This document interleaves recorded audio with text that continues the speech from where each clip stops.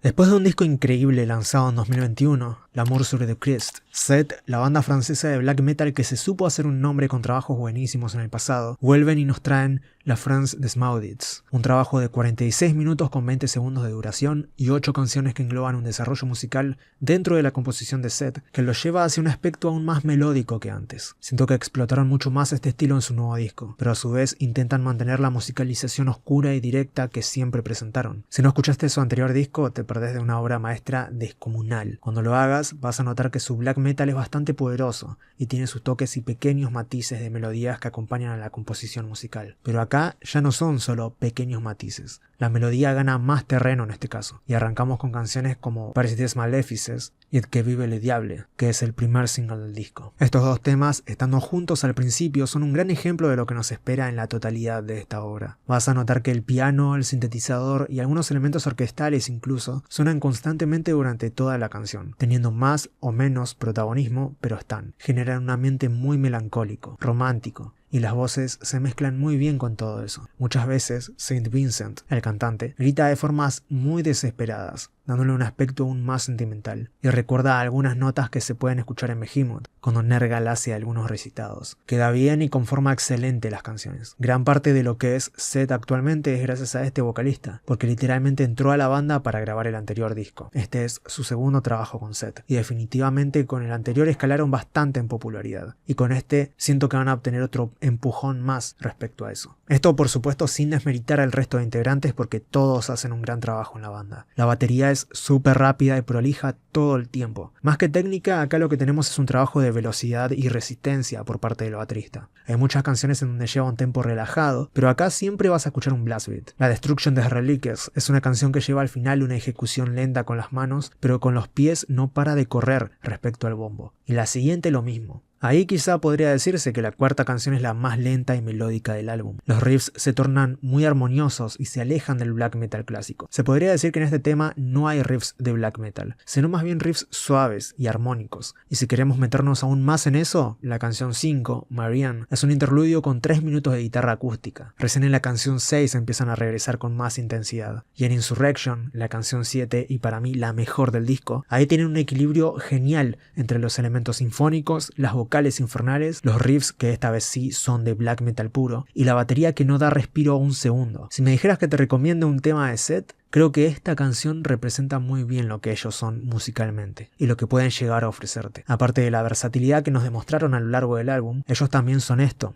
Energía oscura en su punto más crudo y podrido. Me gustaría que si sacan un tercer video musical sea para esta canción, porque todos los elementos que vienen a presentarnos acá están en su porción justa de todo. Después la canción que termina el disco es la más larga, dura 8 minutos, y continúa la propuesta que la canción 7 presentó anteriormente. Es otra de las mejores canciones, muy completa, muy sombría, y tiene hasta un ambiente de black clásico que recuerda a los primeros discos de Darkthrone incluso. Es una canción demasiado buena. No estoy tan a favor de presentar en un disco canciones largas porque muchas veces las ideas se pueden repetir demasiado, o se puede llegar a sentir que hay espacios o cosas que están puestas ahí solamente por poner, y le resta puntos a un trabajo, si eso no está bien encarado. Pero en este caso sí está bien llevado, y así da gusto tener una canción que ocupa tanto espacio en el disco. No se siente que dura lo que en realidad dura. Es tan buena que se pasan rápido esos 8 minutos. ¿Y te acordás que te dije que el disco dura 46 minutos?